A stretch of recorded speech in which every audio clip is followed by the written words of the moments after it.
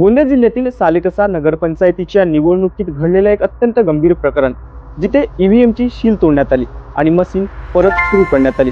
हे कृत्य केवळ त्या मशीनसोबत केलेली छेडछाड नव्हती, तर लोकशाहीच्या पारदर्शकतेवर एक नकारात्मक प्रहार होते.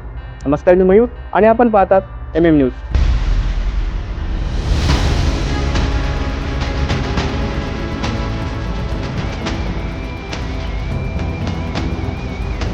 नेमके घडले काय?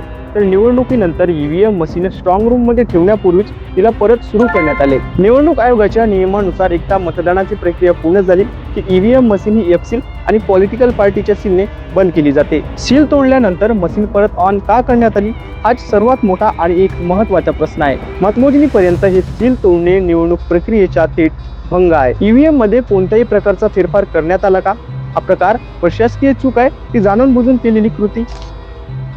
स्ट्रॉंग रूम मध्ये ठेवलेल्या ईव्हीएमचे 3 स्तराचे सुरक्षा कवच असते. पहिला कवच आहे भौतिक सील, आणि दुसरा कवच आहे सशस्त्र पहारा, आणि तिसरा कवच आहे उमेदवारांचे प्रतिनिधी. या घटनेमुळे सुरक्षेचे पहिले कवचच भेदिले गेले आहे. उमेदवारांचे प्रतिनिधी तिथे असतानाही हा प्रकार कसा घडला, हा एक महत्त्वाचा प्रश्न आहे. या प्रकरणाची गंभीरता पाहून निवडणूक निर्णय अधिकाऱ्याची उचलबांगडी करण्यात आली आहे. पण केवळ अधिकाऱ्याला हटवून हा प्रश्न सुटणार नाही, तर मतदारांच्या मनात निर्माण झालेला संशय दूर करण्यासाठी कठोर न्यायिक चौकशी करणे गरजेचे आहे. ईव्हीएमचा वाद देशात काही नवीन नाही. प्रत्येक निवडणुकीत पराभवानंतर ईव्हीएमच्या विश्वासार्हतेवर प्रश्नचिन्ह उभा केला जाते. मात्र सालेकसा सारख्या घटनेमुळे विरोधकांच्या आरोपाला पुष्टी मिळाल्याचा दावा केला जाऊ शकतो. लोकशाहीतील मतदारांचा सहभाग टिकवून ठेवण्यासाठी ह्या प्रकरणावर सत्ताधारी पक्ष आणि विरोधी पक्षाने एकत्रितपणे पारदर्शकतेची मागणी करणे महत्त्वाची आहे. ईव्हीएम हे केवळ मशीन नसून भारतीय लोकशाहीचे आधार आहे, आणि ह्या आधारावर संशय निर्माण झाल्यास लोकशाहीतील सहभाग कमी होऊ शकतो.